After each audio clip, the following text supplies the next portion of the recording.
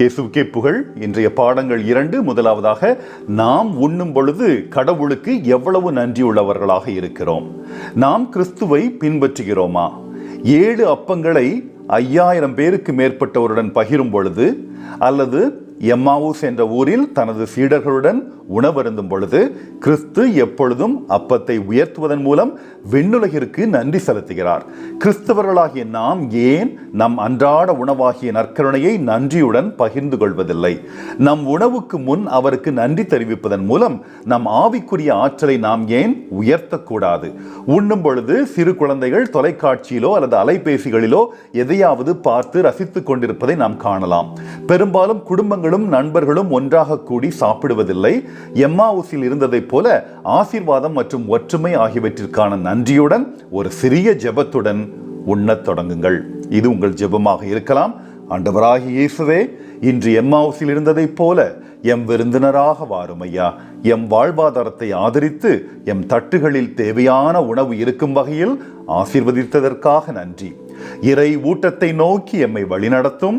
உம் தெய்வீக அன்பில் மூழ்கியவர்களாய் வயிறு மற்றும் ஆன்ம பசியில் வாடும் அயலாருடன் எம் ஆசீர்வாதங்களை பகிர்ந்து கொள்ள எம் இதயங்களை திறப்பீராக. ஆமேன். இரண்டாவதாக, பசித்த வயிறுகளுக்கும் ஆன்மங்களுக்கும் உணவளிக்க இயேசுவுக்கு நம்மிடமிருந்து உதவி தேவை. உங்கள் தட்டில் உள்ள உணவையும் தூய விவிலியத்தில் உள்ள ஆன்மீக உணவையும் தயவு செய்து வீணாக்காதீர்கள்.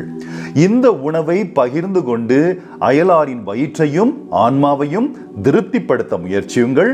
கிறிஸ்துவின் பணியுடன் ஆன்மீக பசி உள்ளவர்களுக்கு கருணை மற்றும் அன்பை பகிர்ந்து கொள்ளும் வார்த்தைகளாலும் செயல்களாலும் உணவளிப்போமாக.